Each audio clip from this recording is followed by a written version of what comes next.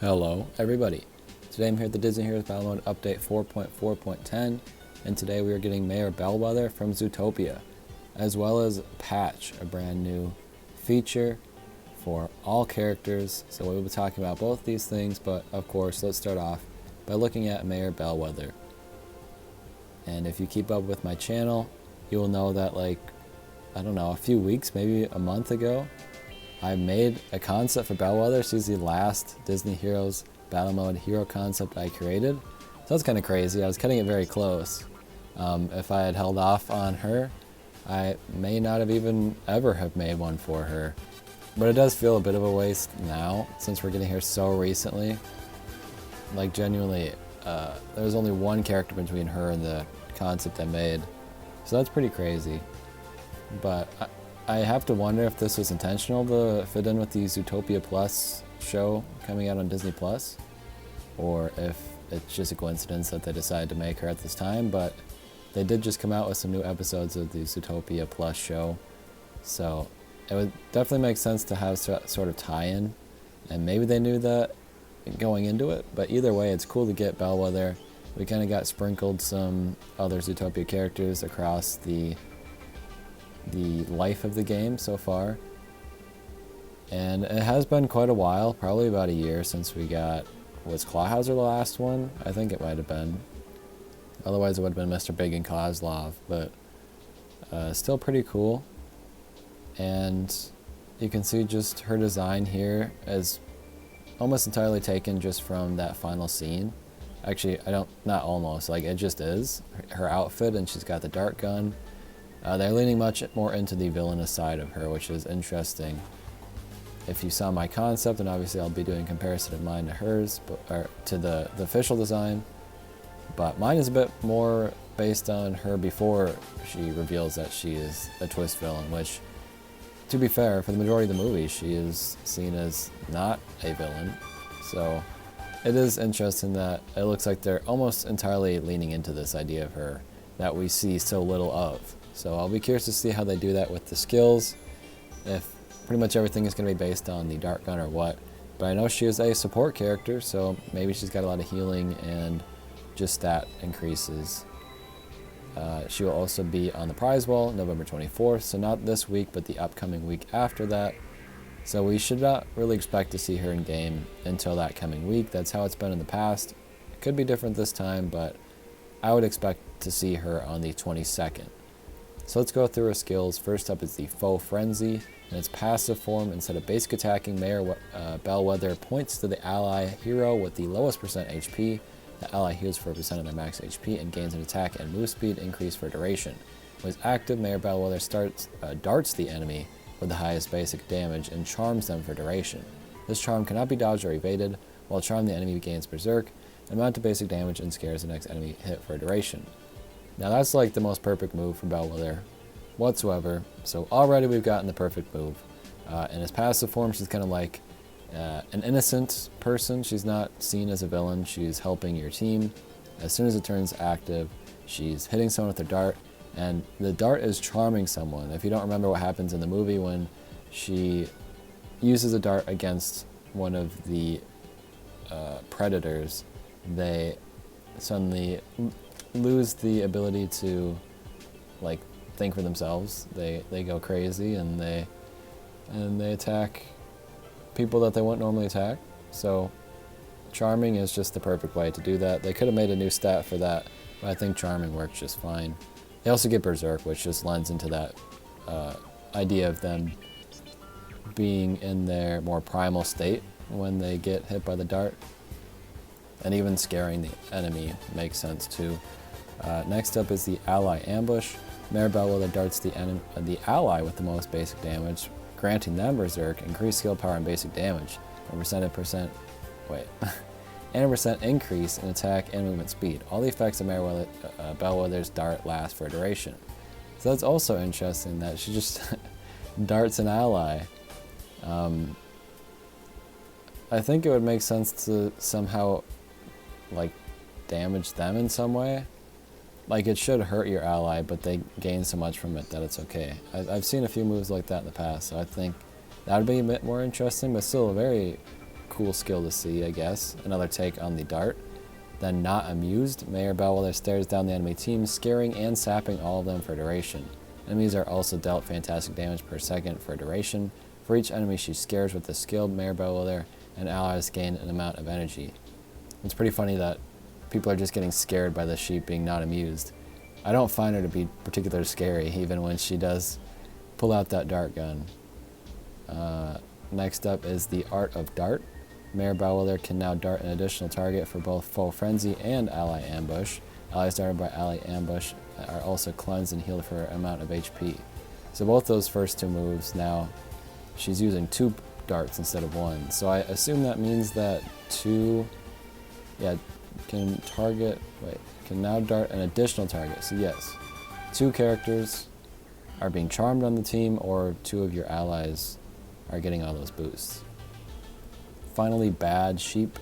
Foe Frenzy now deals percent of the enemy's max HP as normal damage after the charm duration ends.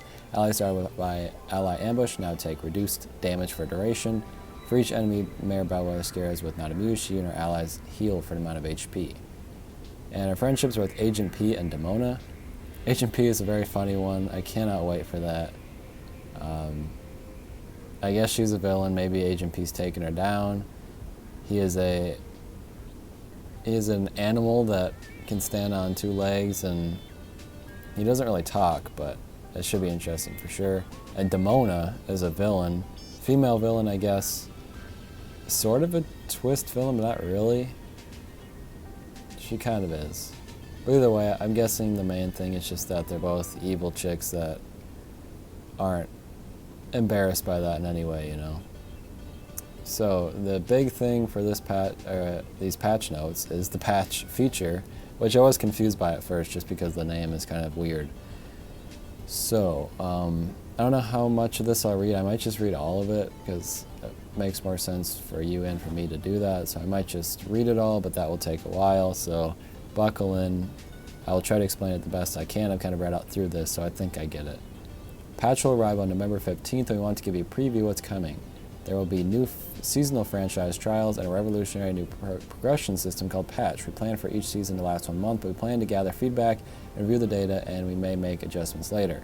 Franchise trials are new seasonal trials offered satisfying new challenges and exciting new rewards. So we've kind of been seeing these new trials, and maybe that was just like a test. So this is going to be a bigger thing, I guess, that will be going on constantly, rather than just every once in a while. So each season you're challenged to defeat waves of enemies using only heroes from specific featured franchises. Each new season will feature several new franchises. In this first season we're featuring Zootopia, Big Hero 6, and Aladdin. Use a new franchise filter to focus on and invest in these heroes to earn the greatest rewards. There's also one that says Unity Trial that has like 18 heroes instead of the smaller ones in the Big Hero 6 and Zootopia groups. So I'm guessing there are more than just these franchise events, but the only one we've seen so far is this Unity Trial, so I guess we'll have to see on that. Maybe they're based on collection groups as well. That would make the most sense to me. So let's move to what Patch is. So, wait, I kind of skipped a line. That's kind of just leading up to what this is going to be. So once you've gathered enough Patch Essence, you can spend it to gain incredible combat advantages with Patch levels, Patch power, and Patch talents. Spend Patch Essence to add Patch levels to patchable heroes. Each Patch level improves that hero's core stats, contributes to your total Patch power, which further increases all Patch heroes' core stats and unlocks and upgrades that hero's new Patch talents. So it's not only good to use it on the hero that you want, but if you use it on all heroes, it will bring up your total Patch power. As you gain Patch levels on many of your patchable heroes, you'll eventually reach new Patch power milestones. Sorry. You'll have to forgive me. This is tough to read with all this Patch power nonsense going on. Your hero's max Patch level will rise as you reach new Patch power milestones, and the amount of core stats offered by each and every Patch level will also increase. The more you patch all of your heroes, the better they'll all become. I guess that's kind of what I just said, but you can kind of see it here with Clawhauser, an example of what it will look like. It is a pretty intensive screen. I already feel like the item section is a lot to take in, especially for someone who's just joining the game. And to see this patch section now is crazy, but let's just keep going here. And as each hero gains new patch levels, also unlock and upgrade powerful new abilities called patch talents, like memory disk and red skills. These will radically impact how different heroes can contribute in combat. Each hero has 5 new patch talents, eventually unlock and upgrade 5 stars. I have to wonder how unique each of these are. I would say for the one they're showing with Clawhauser right now, the self-purification, this does not look particularly like it's not made for Clawhauser specifically. I'm guessing a lot of these will be used for characters with similar traits. Like maybe a lot of support characters use a bunch of similar patches. I also imagine making 5 brand new patches for every single character would take a lot of time, and I don't think it's all that necessary. So yeah, I think just having these general things like the self-purification one definitely makes sense. And it'll be fun to see what each new thing is. And I'm sure this will kind of change the meta a bit on who's the best and who's not, just based on who has what stuff. But either way, it's a brand new way to level up your team if you feel like you've kind of capped or how much you can get them up. I'm excited to get some of my characters a bit higher up. Like, I hope that it is a dramatic increase. I'm gonna start working on like Mr. Incredible right away. Like maybe he'll be even stronger than he is right now. So that'll be interesting for sure. And it's also interesting to see this new thing because I always have to wonder how long this game has in terms of its lifespan. It seems like it's really cut back on the amount of stuff it's been getting recently, but with these new trials and with this new feature of patches, it seems like they're really leaning into some new stuff.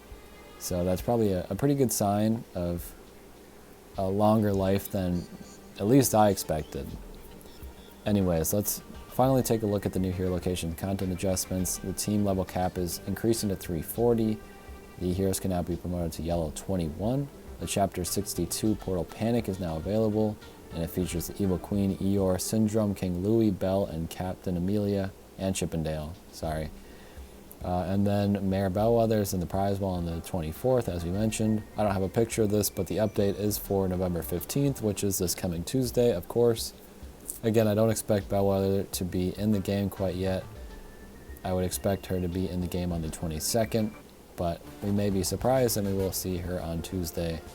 But let me know what you guys think about all this, not only Bellwether, who is very exciting as a character, but also the new patches. If you think it's a bit much, or if you're excited to have a new way to upgrade your characters. For the most part, it seems like, since they're kind of using this franchise trials as an introduction, that this is the only way to get patches. And I'm assuming later down the line there will probably be more opportunities to get patches than just this. Like maybe they'd make some crates for it. I'm sure there'll be a lot of deals that you can pay real money for patches as well, which is ultimately the goal of introducing these new types of features. But I think I've gone on long enough. There's a lot of stuff to talk about. And again, I'd really love to hear what you guys have to think about it. So thanks for watching. I'll see you soon. Goodbye.